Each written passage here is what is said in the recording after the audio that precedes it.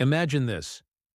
You're sitting at your desk, scrolling through your phone, and suddenly you see a headline. Sitting is the new smoking. Your heart skips a beat. You think, wait, am I doing enough to stay healthy? Here's the truth. Heart disease is still the #1 killer in the United States. But the good news? Regular exercise is one of the most powerful tools we have to protect our hearts. The big question is, how much exercise do we actually need? Stick with me because by the end of this video, you'll know exactly how much movement is enough, what types of exercise matter most, and how to fit it into your busy American lifestyle, even if you don't have hours to spend at the gym. Why this matters? Let's start with the why. Right now, about 1 in 3 American adults aren't getting enough physical activity. Between long commutes, desk jobs, endless to-do lists, and Netflix binges, exercise often gets pushed aside. But here's the kicker. Even small amounts of regular physical activity can slash your risk of heart disease, stroke, type 2 diabetes, and even certain cancers. Think about this. The American Heart Association says just 150 minutes of moderate intensity activity per week, that's about 30 minutes a day, 5 days a week, can lower your risk of cardiovascular disease by up to 30%. So it's not about becoming a marathon runner. It's about making realistic, sustainable movement a part of your life. What the science says. All right, let's break down the science. The CDC and American Heart Association recommend 2 main things. 1. 150 minutes of moderate-intensity aerobic exercise per week, like brisk walking, biking, or dancing. 2. Muscle-strengthening activities at least 2 days per week. Now, what does moderate intensity mean? Here's a simple trick. If you can talk but not sing while doing it, you're in the right zone. That could be a brisk walk around your neighborhood, mowing the lawn, or even playing tag with your kids. If you prefer higher intensity workouts, like jogging, cycling, or HIIT, you only need about 75 minutes per week to get the same benefits. And don't forget strength training. Building muscle helps control weight, lower blood pressure, and keep your metabolism firing, all of which protect your heart. Busting myths about exercise. Now let's clear up some common misconceptions. 1. You have to work out for an hour every day. Not true. Research shows you can break exercise into chunks. 3 10-minute brisk walks spread throughout the day are just as effective as one 30-minute session. 2. Only intense workouts count. Nope.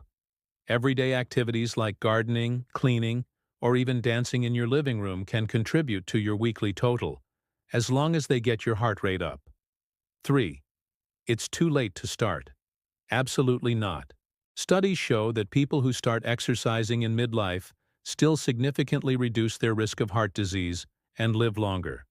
So wherever you are, it's never too late to make a change. Real-life examples and analogies. Picture this. Sarah, a 42-year-old working mom, thought she didn't have time to exercise. But instead of trying to carve out an hour at the gym, she started walking her dog briskly for 15 minutes in the morning and 15 minutes after dinner. Within 3 months, she noticed she had more energy. Her blood pressure dropped, and her doctor told her she was on the right track. Or take Mike, a 55-year-old accountant. He replaced 2 coffee breaks with a quick walk around the office parking lot and started lifting light weights at home twice a week. That small shift helped him lower his cholesterol and keep up with his grandkids at the park.